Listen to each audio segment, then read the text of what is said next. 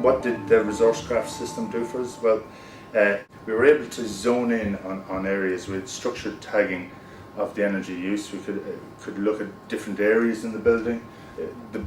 The primary building we worked on is 380,000 square foot, and there was over 400 departments in it, and you could actually see who was using more energy than others.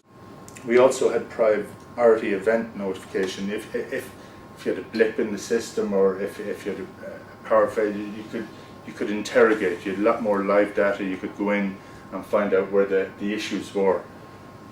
It's essential for us. Obviously, all of us have to keep our buildings running, at all times. And when there is a problem, if it's happened, okay, it's happened. But if you want to interrogate it and mitigate that risk going forward, it's very, very good to have a system like this that can give you live data.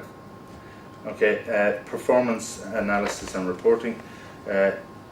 We were similar along to what I just said. Issue action reporting, we could look at it. Financial and carbon reporting. I thought a very good part of this application was that you could actually look at the costs live. You could feed them into various different metrics like cost per square foot, cost per head count, and cost per department. You could do an awful lot of things like that. You also look at the carbon side of it as well, which is very important for us. ResourceKraft's equipment, a large change from the EN 16001 to the 15001 was the need for metering, to know what's happening and to be able to make changes to your consumption and to be able to demonstrate the changes. So going back to something like the crack unit you were saying, where you were going to go for free cooling, well, obviously you'd have an energy profile before and after.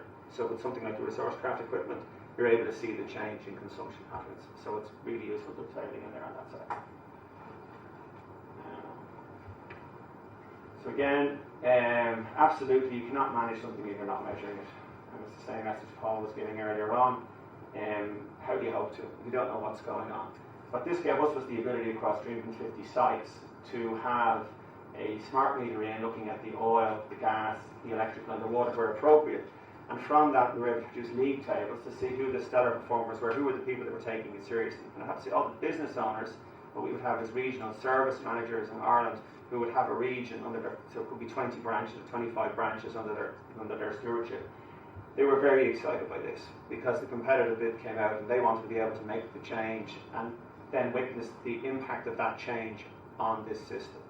So it's been a fantastic tool to be able to articulate what we're trying to achieve, and then for people to be able to see the small changes that they're making across the country are actually having an impact.